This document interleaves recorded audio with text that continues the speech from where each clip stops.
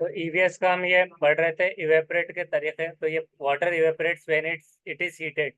तो जब भी पानी को गर्म करते हैं तो it happens on all points of temperature.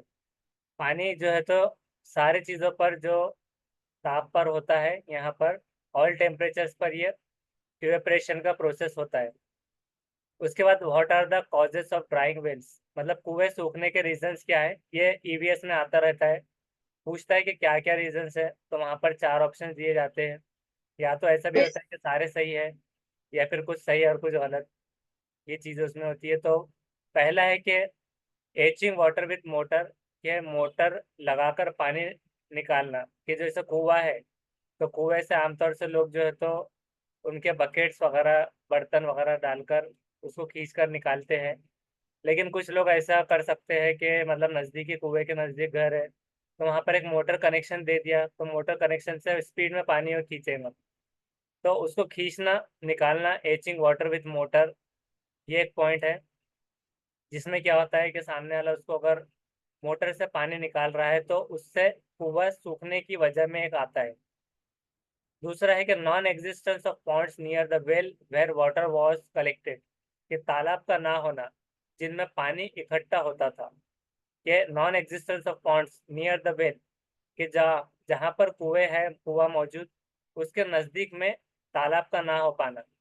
क्योंकि ऐसा होता है कि जहाँ पर भी तालाब हो कुएं के नज़दीक, तो वहाँ पर पानी ज़्यादा जमने से फिर वो ज़मीन से जाकर कुएं में जो है तो वहाँ पर एक अवेलेबिलिटी मिल सकती है, वहाँ पर वो अराइव हो सकता है। लेकिन वहाँ पर पॉन्ड्स ना हो पाना कुएं के नज़दीक जहाँ पर वाटर कलेक्टेड हो, तो इस वजह से भी ये रीज़न है ड्राई होने का वेल्स का। उसके बाद है land has been made to cover with cement, के ज़मीन को सीमेंट से पक्का करना। तो मतलब जो ज़मीनें होती है लैंड्स को, तो सीमेंट से जो है तो पक्का करने की वजह से ये भी एक रीज़न होता है कि जिससे वेल्स में पानी बराबर से, मतलब बहाव से, उससे सारी चीज़ों से, रीज़न से ना पहुँच पाए ज़मीन के। और उसके बाद है नेक्स्ट। नेक्स्ट है नदी पर बांध बनाने के क्या फ़ायदे हैं। के एडवांटेजेस जो है तो डैम्स और रिवर्स, के रिवर्स जो होती है उसके ऊपर अगर आप बांध बना लेते हैं, बांध मतलब होता है कि एक बंद टाइप में करके एक पानी थोड़ा थोड़ा रुक कर आता है, वहाँ पर रुका होना।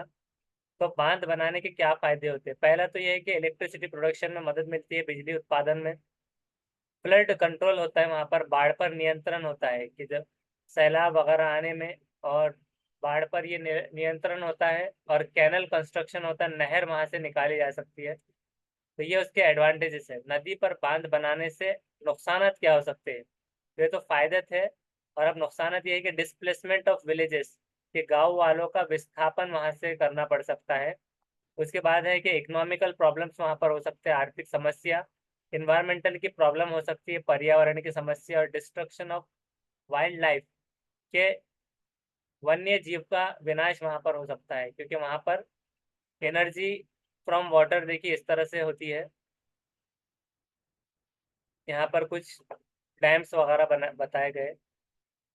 तो एडवांटेजेस एंड डिसएडवांटेजेस, वहाँ पर इन्वायरमेंटल को प्रॉब्लम होता है, इकोनॉमिकल भी प्रॉब्लम होते हैं, डिस्प्लेसमेंट ऑफ विलेजर्स होता है, और डिस्ट्रक्शन ऑफ वाइल्ड लाइफ। उसके बाद है बिल्डिंग मेड ऑफ ब्रिक, ईंटों से बनी इमारत की बात अगर करें, तो देखिए यहाँ पर कुछ सैंपल दिए हुए हैं। तो this is the true story of जागृति जागृति जागृति स्कूल जो है मुर्शिदाबाद में जो आबाद है। मुर्शिदाबाद आता है वेस्ट बंगाल में। तो वेस्ट बंगाल के, पश्चिम बंगाल के जागृति स्कूल की जो ट्रू स्टोरी स्टोरी है, सच्ची कहानी इस तरह से है। वहां पर, कहाँ पर, मुर्शिदाबाद की, जब इसकी इमारत बनवाई जा रही थी, तो when the building was being built it was plan to have brick pattern on the walls and floors. तो तब दीवारों और फर्श पर ईंटों के पैटर्न बनवाने की योजना की गई थी। तो इस तरह से इसको नाम किस तरह रखा गया कि बिल्डिंग मेड ऑफ ब्रिक्स, के ईंटों से बनी हुई बिल्डिंग्स। तो जागृति स्कूल मुर्शिदाबाद में, वेस्ट बंगाल में जो है, तो जहाँ पर बिल्डिंग बन रही थी, तो प्लान किया गया था कि ब्रिक के पैटर्न रखे गए जाए वॉल्स और फ्लोर्स पर। कुतुब मीनार जो है तो 72 मीटर ऊंचा है कुतुब मीनार। तो ये 72 मीटर हाइट में है। तो ये कुछ बात थी बिल्डिंग्स मेड ऑफ ब्रिक्स की। उसके बाद बात करते हैं टुवर्ड्स भीमबेटका। तो भीमबेटका पर सवाल आता है। भीमबेटका की ओर चलते हैं अगर, तो भीमबेटका इन मध्य प्रदेश एमपी में है प्रोविंस। ये क्या है कि बहुत सारी वहां पर प्रांत में बहुत सारी वहां पर गुफाएं हैं और गुफाओं में चित्रकारी की गई है जिन्हें 10,000 साल पहले बनवाया गया था। तो भीमबेटका जो है Madhya Pradesh province where there are many caves and cave painting which were made 10,000 years ago. तो 10,000 साल पहले ये यहाँ पर ये बोल रहा है कि कमाल है 10,000 साल पहले की भी इतनी अच्छी चित्रकारी कर सकते थे, वो भी चट्टानों पर। कि चट्टानों पर 10,000 साल पहले ऐसी उन्होंने कुछ मवेशियों को उसको इस तरह से और केव्स पेंटिंग वगैरह इस तरह बनाए थे। तो ये वो कह रही है कि अरे ये चट्टानें हजारों साल पुरानी है। मतलब ऐसा उनका कन्वर्सेशन हो रहा है। तो पहले ये आएगा कि अरे ये हजारों साल पुरानी है और 10,000 साल पहले भी कमाल की बात है कि ऐसी चित्रकारी की जा सकती थी। तो they were discovered in the year 1957 to 1958 by doctor Vishnu Shridhar Wakankar. तो इनकी खोज वर्ष 1957 से 1958 में डॉक्टर विष्णु श्रीधर वाकंकर द्वारा की गई थी। भिमबेटका जो है क्षेत्र को भारतीय पुरातत्व सर्वेक्षण भोपाल मंडल ने अगस्त 1999 में राष्ट्रीय जो महत्व था के नेशनल इम्पोर्टेंस के तौर पर आर्कियोलॉजिकल सर्वे ऑफ इंडिया में भोपाल डिवीजन इन अगस्त 1999 में स्थल घोषित किया था। क्या घोषित किया था? नेशनल इम्पोर्टेंस,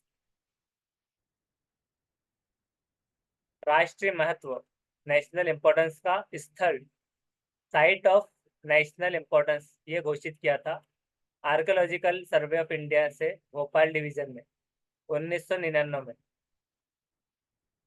तो ये इस तरह की बात की गई इसमें चित्रकारी की टुवार्ड भिमबेटका में। उसके बाद बात करते हैं visit red fort. Red fort, लाल किले की अगर यात्रा करें तो when we reach the red fort there was a long line to get tickets. कि जब हम लाल किले को पहुंचते तो वहां टिकट लेने के लिए लंबी लाइन लगी हुई थी। लाल किले के मुख्य गेट को लाहौरी गेट कहते हैं। The main gate of the red fort is called Lahori gate. तो यहाँ पर लाल किले का नक्शा बताया गया है ये पूरा। और यहाँ पर एक लाहौरी गेट जो है तो बड़ा गेट यहाँ पर है। मेन गेट जिसको कहा जाएगा रेड फोर्ट का, उसको कहते हैं लाहौरी गेट। और ये लॉन्ग लाइन लगती है यहाँ पर टिकट के लिए।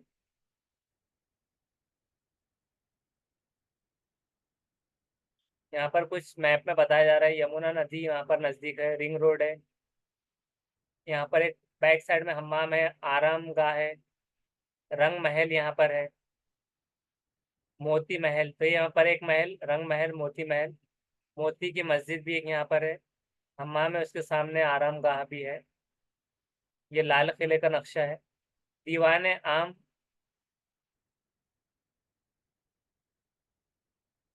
और ये नक्कार खाना,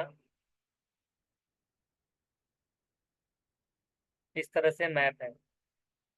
सुभाष मार्ग यहाँ पर ये पूरा। वहां से सीधे नक्कार खाने होते हुए, तब जो नक्कार खाना हमने देखा था, from there you can directly reach दीवाने आम वाया नक्कार खाना। तो आप नक्कार खाने से डायरेक्ट दीवाने आम तक पहुंच सकते हैं। और ये वही जगह है जहाँ राजा आम जनता से मिला करते थे। तो दीवाने आम, तो दीवान रहेगा और जहाँ पर आम जो आम लोग रहेंगे, तो नक्कार खाने से होते हैं वहां पर। और यहाँ पर राजा उनसे मिलने के लिए यहाँ पर मिलता है कॉमन पीपल से। इस तरह यहाँ पर मिला करते थे जो। तो इस तरह से यहाँ पर ये दूसरी मैप के अलावा भी इमेज यहाँ बताई गई रेड फोर्ट की। उसके बाद में ऐसी इमेज भी एक है, हम रंग महल से बाएं मुड़कर दीवाने खास, अब जैसे दीवाने आम था वहां पर दीवाने खास भी पहुंचे जहां राजा अपने मंत्री और खास लोगों से मिला करते थे।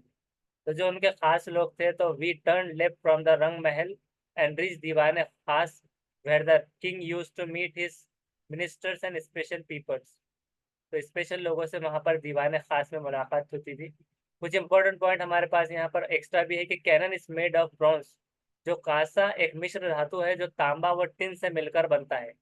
तो कैनन मतलब जो है तो एक कांसा एक मिश्र धातु है, made of bronze, bronze is an alloy of copper and tin.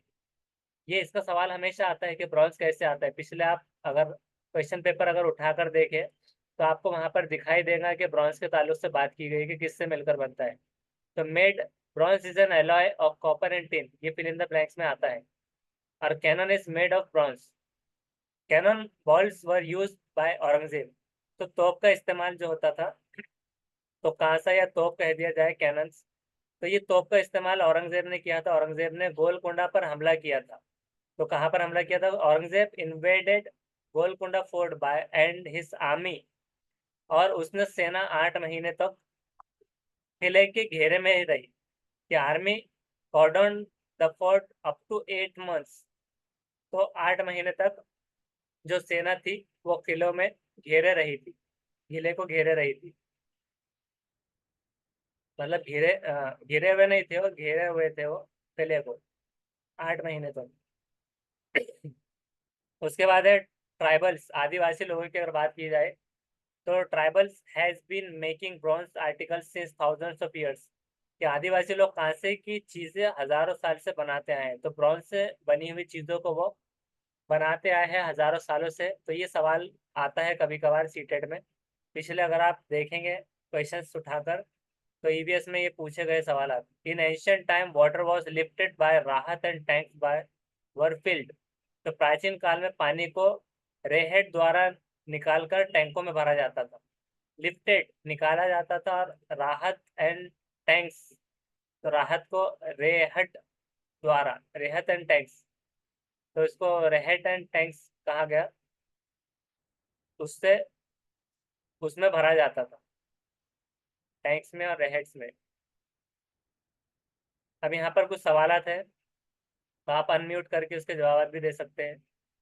पहला सवाल है कि the main reason for constructing water tunnels, जिसको कहा गया बावेरी, बावड़िया, बावेरी, बावड़िया, बावड़ी मतलब उसको ऐसा लिखा गया बावड़ी। तो ट्यूनल्स, वाटर ट्यूनल्स यानी कि बावड़ीज। तो पुराने जमाने में कई जगह बावड़ियां बनाई जाती थी, इसका मेन रीजन क्या था? स्कैरसिटी ऑफ वाटर, पानी की कमी थी, या फिर it is good work to give water for thirsty person, के प्यासे को पानी पिलाने का एक अच्छा साधन था, काम था। टू मेक आर इम्पैक्ट, हमारा इम्पैक्ट बढ़ाने, प्रभाव जमाने, या नन ऑफ द अबव। तो क्या हो सकता है main reason? Option number 4 sir. None of the above reason. और उसके अलावा कोई जवाब?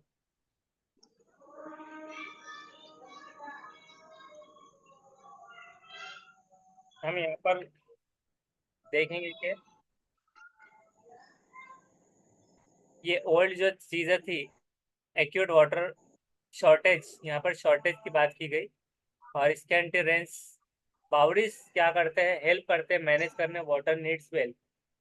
तो वाटर स्कैरसिटी वगैरह के तौर पर भी, क्योंकि पानी की कमी तो हमेशा से रही है, इम्पैक्ट तो बनाना नहीं रहेगा।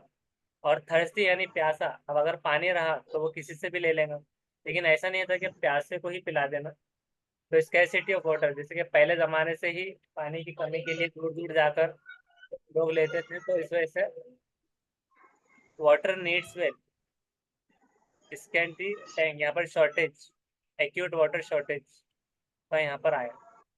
उसके बाद देखते हैं second, what is the main source of water at mountain.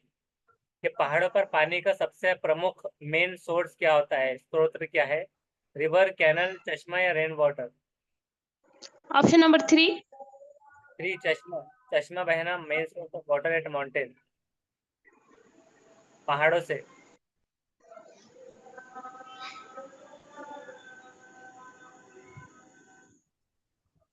The main नहीं। Water above earth surface.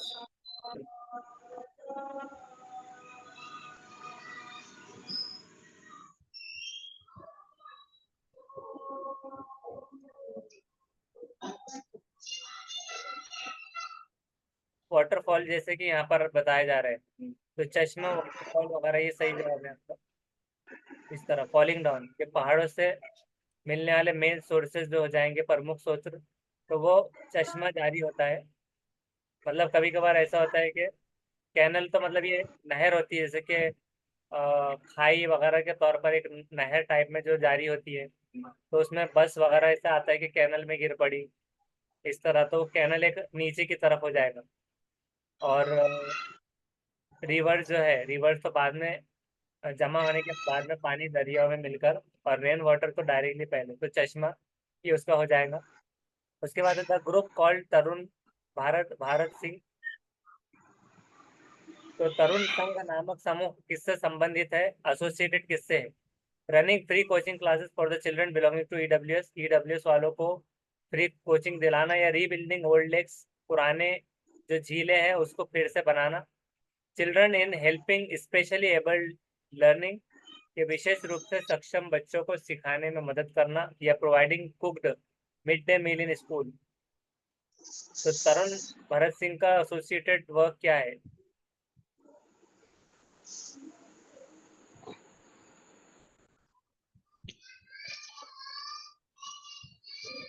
Option number two.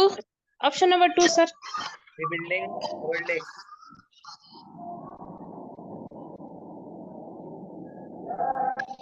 यहाँ पर ही कुछ चीजें बताई थी। Water problem village was solved by institute name Tarun Bharat Singh.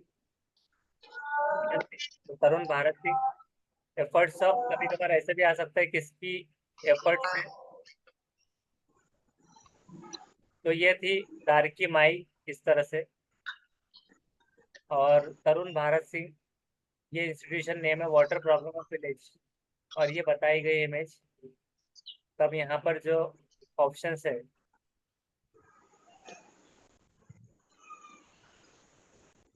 तो वो हिसाब से ये तो नहीं निकल गया उसमें से, और स्पेशली एबल्ड भी निकल गया, मिड डे मील भी, तो सेकंड आ Second. जाएगा। हाँ, तो ओल्ड एज को रीबिल्ड करके।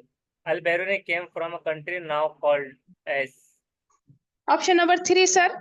हाँ, थ्री बिल्कुल सही के उज्बेकिस्तान, अल्बेरुनी वहां से आए थे, तो ये सही जवाब है। नेक्स्ट है identify untrue statement about Alberuni's travel details. तो अब जो ट्रैवल करके जो अल्बेरुनी आए थे उनके हिसाब से जो गलत यहाँ पर स्टेटमेंट है वो बताना है। People of India are expert in making ponds, pops are made around the ponds by connecting stones and iron per and saris, or the steps of the pond were the same of climbing and descending, और Alberuni came to the India from Uzbekistan. तो ये last वाला तो सही होगा अभी जो देखिए। अब उसके बाद में गलत वाला हमको बताना है। Sir.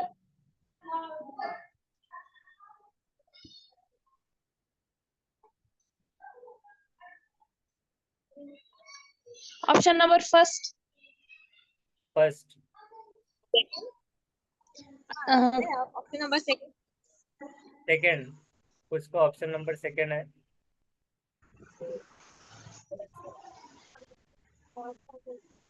और सेम सीढ़िया,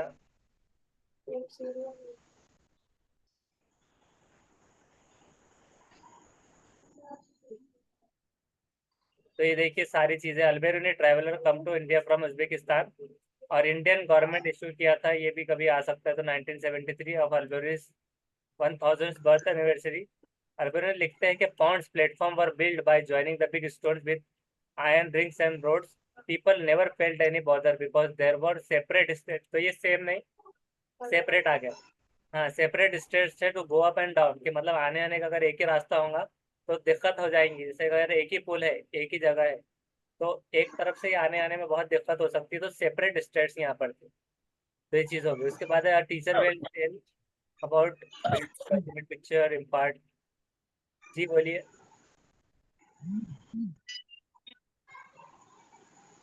तो उसकी वजह से यहाँ पर क्या हो गया कि फोर्थ तो सही था ही। उसके बाद अब pops are made around the ponds by connecting stones and iron bars and states, के पत्थरों को लोहे के कुंडों और सरियों से, हाँ तो ये सरिस जो है, सरिस, तो पत्थरों के लोहे के कुंडे, आयरन पर यानी कि लोहे के कुंडे यहाँ पर हो गए, और सरिस तो सरियों से जोड़कर। Option number two. हाँ, तो थर्ड हो जाएगा कि सेम नहीं थे, और बाकी ये वाला भी सही हो गया, चबूतरे बनाए जाते हैं, और ये सेम होने से सेपरेट होना चाहिए था, और बाकी एक्सपर्ट थे, क्योंकि एक्सपर्ट थे इसलिए चीज़ें क्वालिटीज आ गई सारी चीज़ें। उसके बाद है व्हाट इज डेड सी, मृत सागर, मुर्दा सागर, मुर्दा समंदर क्या है। Sea in which high and low tides are very frequent, क्या ऐसा सागर जिसमें भाटे, जवार भाटा, low tide and high tide तीव्र गति से आते हैं, मतलब उसके लहरें। उसके बाद है कि a sea in which is dangerous to sail ships, क्या ऐसा सागर जहां पर जहाज चलना खतरनाक होता है। Sea whose water is poisonous, कि जिसका पानी जहरीला है, या फिर sea which is saltiest of all oceans and seas, के सारे समंदरों से ज्यादा नमकीन। जी आप बोलिए जरा। Option number 4। ऑप्शन फोर्थ कह रहे हैं, और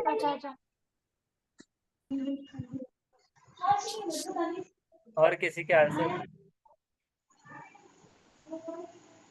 तो वो डेंस वाटर होता है, सॉल्टी बहुत ज्यादा होता है, हाई सॉल्टी, बहुत ज्यादा सॉल्टीनेस होता है, तो इस सॉल्टी वाला ही रहेगा।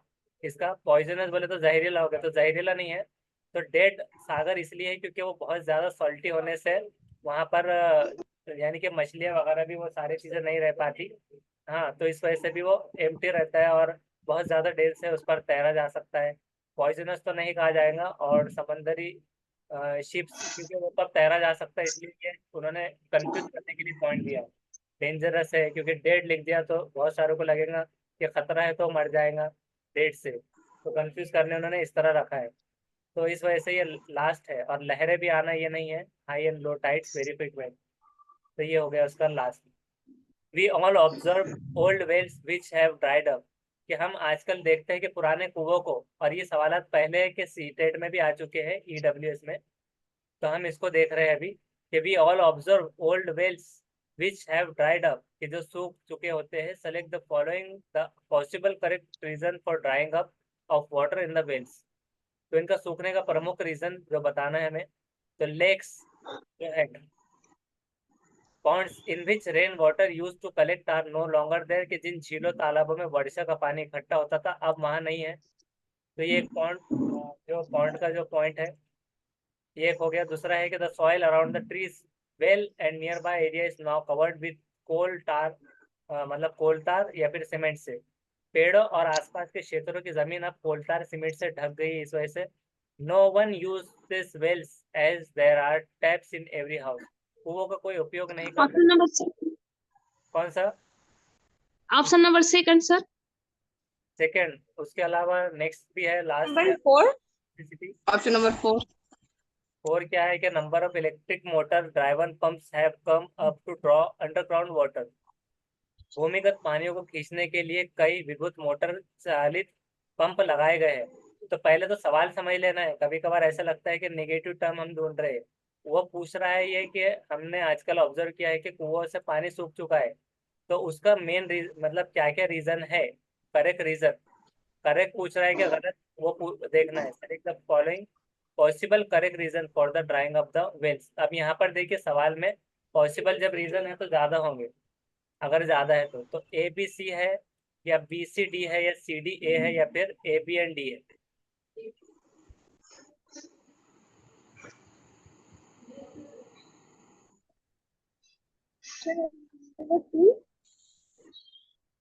Three, C D and A.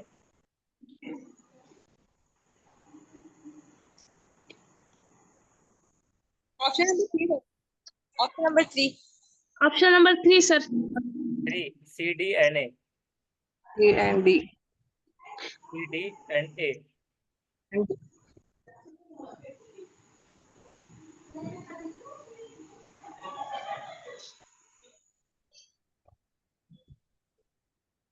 अगर हम इसको बाकी से भी कंपेयर करें तो देखिए सी डी एन ए, तो सी के अंदर है कि कोई आजकल वेल्स को यूज नहीं कर रहा, टैप से हर किसी के घर में। दूसरा है कि डी के नंबर ऑफ इलेक्ट्रिसिटी मोटर जो है तो सब उसकी वजह से अंडरग्राउंड वाटर जो खींचने के लिए इस्तेमाल हो रहा है, तो पंप लगे हुए हैं, तो इस वजह से वो ड्राई हो रही है। और ए जो है तो ये, अब अगर उसको ये रखते हैं कि ए बी और सी में, तो ए बी और सी अगर रखते हैं तो ये छूट जा रहा है, तो ये देखना होता है कि जो छूटेगा अगर वो पॉजिटिव है तो ये बिल्कुल नहीं होगा, तो इसमें डी नहीं बैठ रहा, तो डी बैठना चाहिए। तो डी इसमें है और इसमें भी है। अब डी ये तीनों में बैठ गया तो जिसमें आना चाहिए, तब ये 3 4 या सेकंड से हो सकता है। तब देखना है कि बी सी और डी अगर हम रखते हैं कि बी सी एंड डी, तो पहला छूट जा रहा है तो मतलब ए भी आना जरूरी है। ए और डी कंपलसरी, जो ए और डी सी सेकंड में भी है और थर्ड में भी है, तो A B C. Option number 4। हाँ तो ये हो जाएगा, क्योंकि कैसा है कि अगर घर में कोई पानी यूज कर रहा है तो उसको छूटने का रीजन मुझे याद नहीं आ रहा है। इसका उल्टा सवाल सीटेट में पूछा था कि जो फॉल्स स्टेटमेंट है वो बताइए, तो उसका जवाब फिर ये था एप्स का, जो दिसंबर में पूछा गया था, तो वो फॉल्स में था। और ये करेक्ट आंसर जब पूछ रहा है तो उसमें ज्यादातर ये हो सकता है कि क्योंकि सॉइल अराउंड द ट्रीज, क्योंकि ये दो चीजें तो आ ही रही है उसमें। और बी, और बी को अगर छोड़ दिया जाए तो ये जो सी डी और ए है, तो इस तरह से तो ये दिसंबर में भी आया हुआ सवाल है, जिसको हम प्रीवियस ईयर क्वेश्चंस में और ले लेंगे। तो इसको हम रखते हैं क्या अभी बोले? ए बी प्लेट एंड दियो। सी।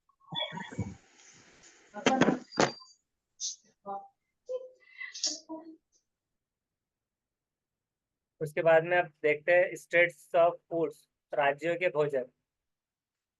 मेथड्स ऑफ कुकिंग का देखते हैं कि पकाने के जो तरीके हैं, तो पानी को भूनकर, उबालकर, तेल में सेककर, roasting, boiling, frying, roasted by fire, ये सारे तरीके उसके रहते हैं, जो पहले भी एक बार आ चुका है। तो मेथड्स ऑफ कुकिंग ये है, इस पर भी सवाल आता है। Roasting, boiling, frying, roasting bye fire, ये होता है। उत्तर प्रदेश की अगर बात की जाए तो कचनार का फ्लावर वेजिटेबल, ये यूपी में खाया जाता है। और महाराष्ट्र में सहजन फ्लावर्स यूज होते हैं, पकौड़ा वगैरह, पट्टीस। और उसके बाद में स्टफ्ड विद सहजन ये इस्तेमाल होता है। यहाँ पर कुछ इमेजेस है ये पकौड़ास की, और स्टफ्ड विद सहजन पत्तीस, सहजन के फूल यहाँ पर बताए जा रहे हैं।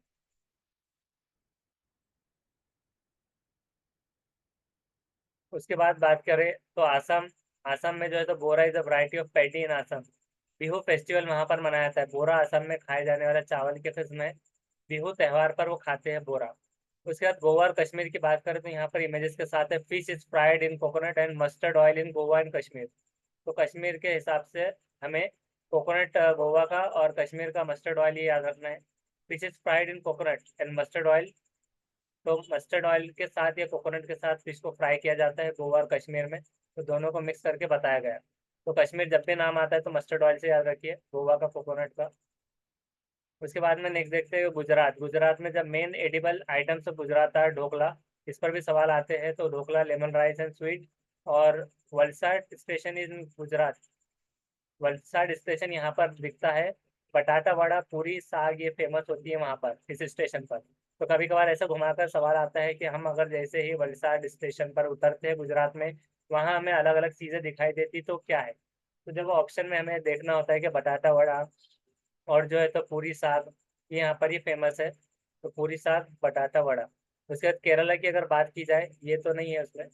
केरला, तो केरला में जब भी नाम आता है इसके ऊपर बहुत सवाल आते हैं। केरल, तो उसमें कोकोनट ट्रीज वहां पर पाए जाते हैं।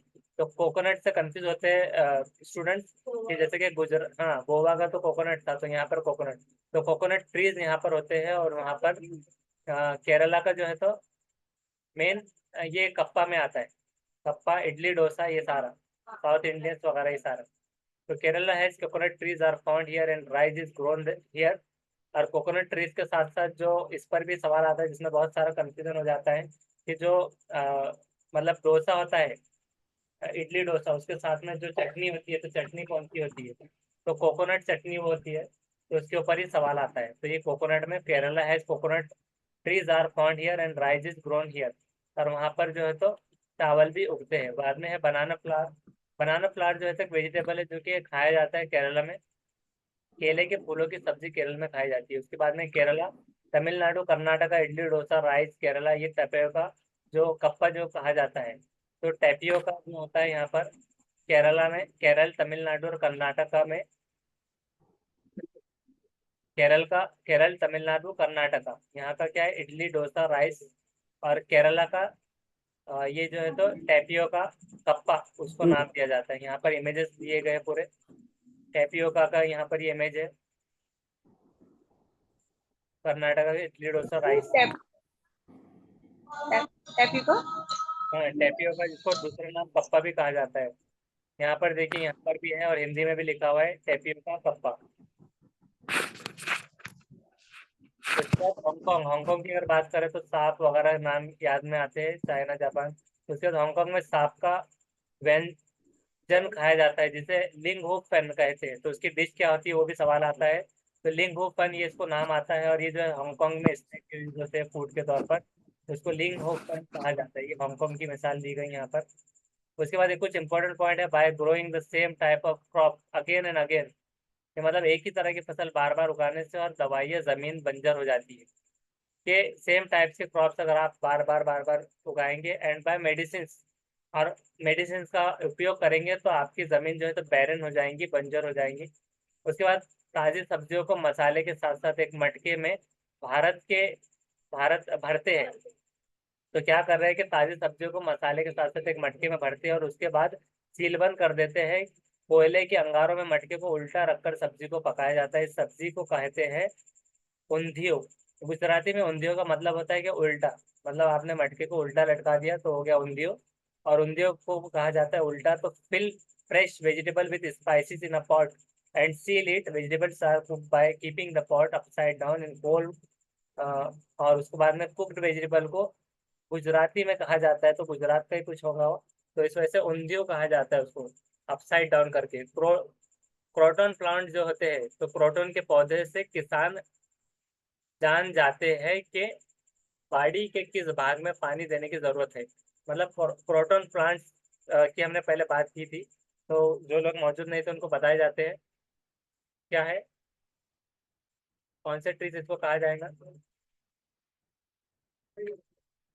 ये देखिए इस तरह ये मुरझाकर और एक सिग्नल देते हैं कि इनको पानी की जरूरत है या नहीं।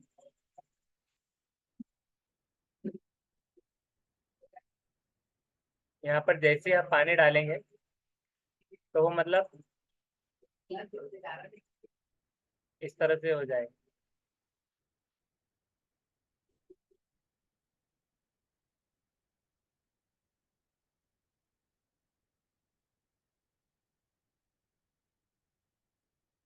ये आप ऐसे देख लीजिए, before and after water.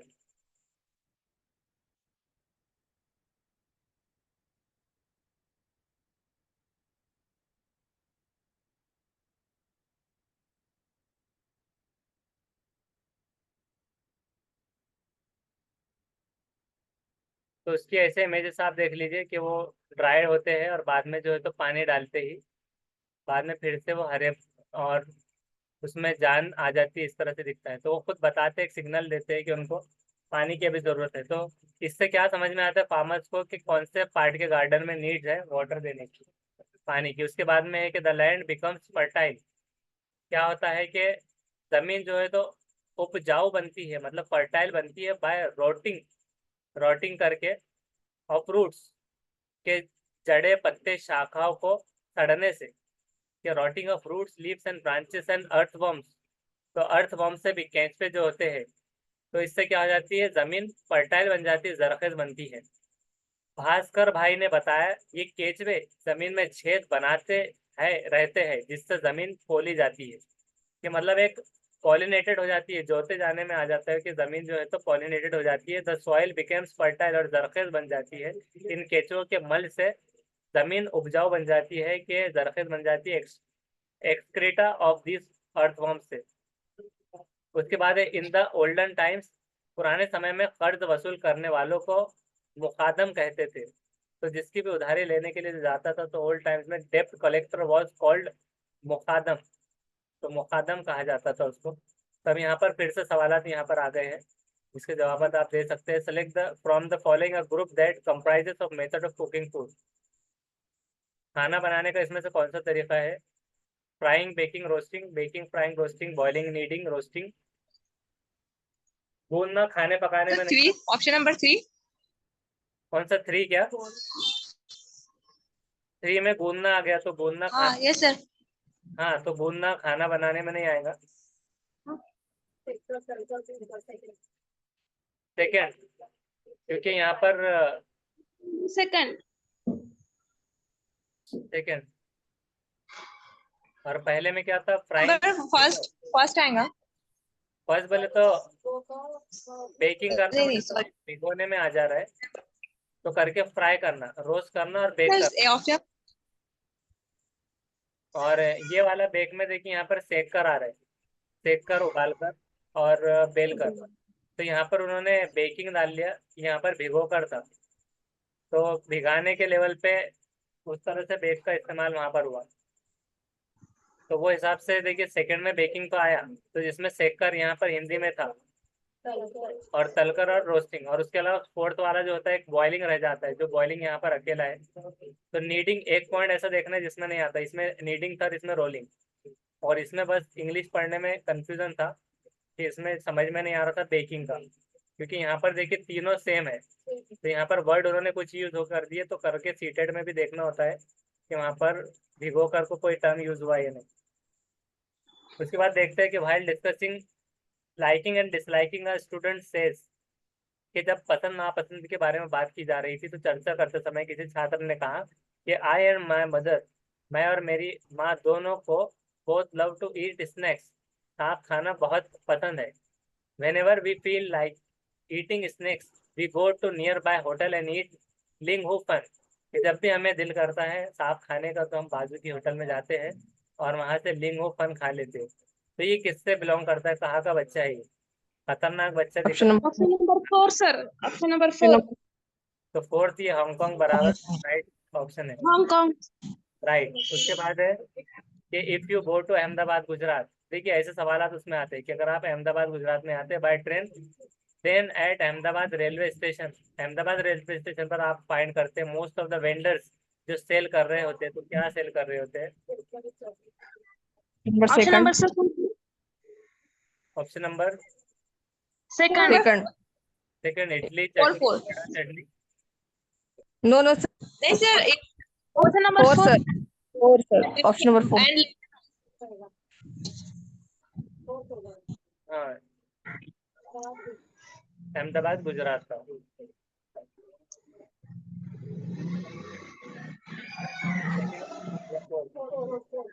4 sir, option number 4 sir. तो नींबू वाले चावल और ढोकला चटनी, क्योंकि इसमें वड़ा चटनी जो है, तो ये एक्स्ट्रा ऐड कर दिया गया वड़ा चटनी, इसलिए वड़ा पाव नहीं आया। उसके बाद in which one of the following states or country do most people like to eat sea food cooked in coconut oil? Goa option first, number option number first. हाँ, तो फर्स्ट कोकोनट ऑयल का sea fish cooked in Goa सही जवाब है। और mustard oil आता था तो जम्मू एंड जम्मू और कश्मीर। कश्मीर। हाँ, तो जम्मू और ये कश्मीर। जम्मू एंड मीटिंग, हाँ मीटिंग ये खत्म हो रही है अभी, अब नेक्स्ट मीटिंग में उसको स्टार्ट करेंगे।